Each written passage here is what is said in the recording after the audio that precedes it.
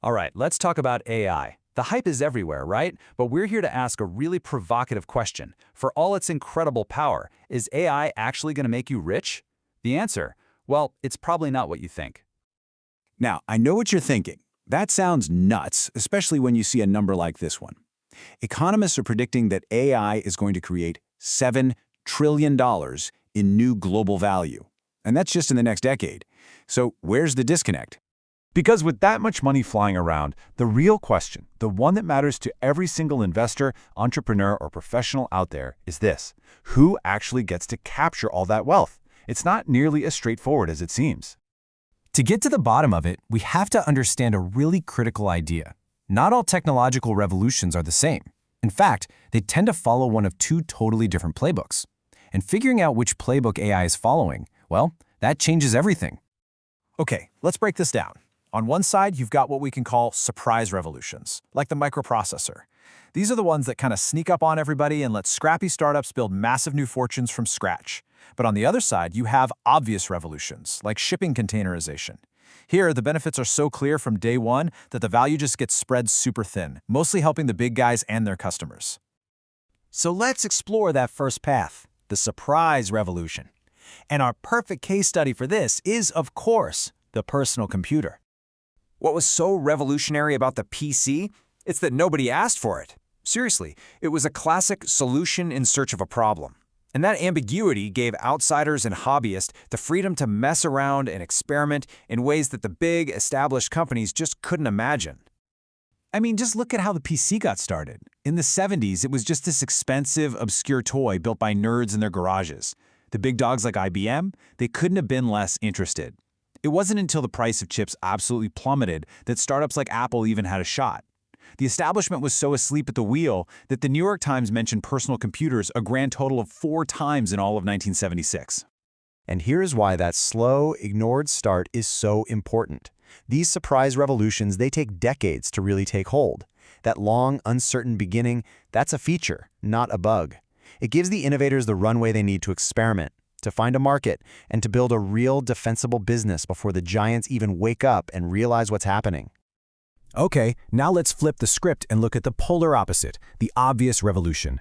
And the playbook for this is perfectly shown by something you see every day but probably don't think much about: the humble shipping container. You see, unlike the PC, the benefits of putting goods into big, standardized metal boxes were, well, obvious to everyone, right from the get-go. There was zero mystery about how it would save a ton of time/costs and make shipping way more predictable. And because those advantages were so blindingly clear, the moment it launched back in 1956, it was an absolute competitive bloodbath. Every major shipping line jumped in immediately, which meant there was no time for a small startup to build any kind of protective moat around its business. This was a game of massive, massive capital. Just between 1967 and 1972, companies spent what would be $80 billion today building new ships. Yeah, forget starting this in your garage. This was a war that only the giants could afford to fight. So, check out where the money actually ended up. All that intense competition drove prices through the floor. The innovator, Malcolm McLean, he captured only a tiny sliver of the value he created. The vast majority of it flowed right past the shipping companies and went downstream to their customers, companies like IKEA and Walmart, who used that super cheap shipping to build their own global empires.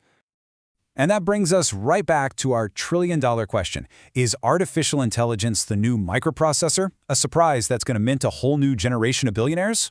Or is it the new container? When you actually map AI against this framework, the conclusion is kind of impossible to ignore. A low element of surprise? Check. An immediate competitive free-for-all? You bet. Massive capital costs? Oh yeah. Incumbents jumping in instantly? Absolutely. The parallels to containerization are just undeniable. So what does all this mean? It means AI isn't the start of some crazy new technological wave. It's the predictable end of the last one.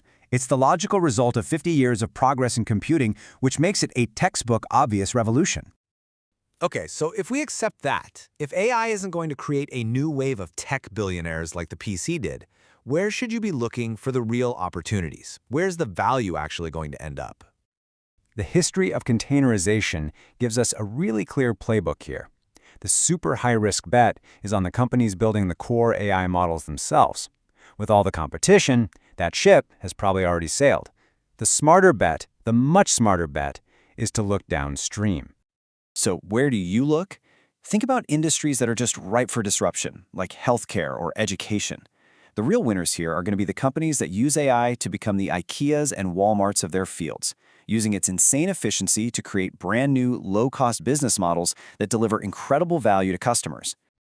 And while some of those businesses will do extremely well, the single biggest winner of the entire AI revolution, just like with containerization, is ultimately going to be us, the consumer. We're all going to get better, cheaper, and way more access to knowledge-based services that were once super expensive or exclusive.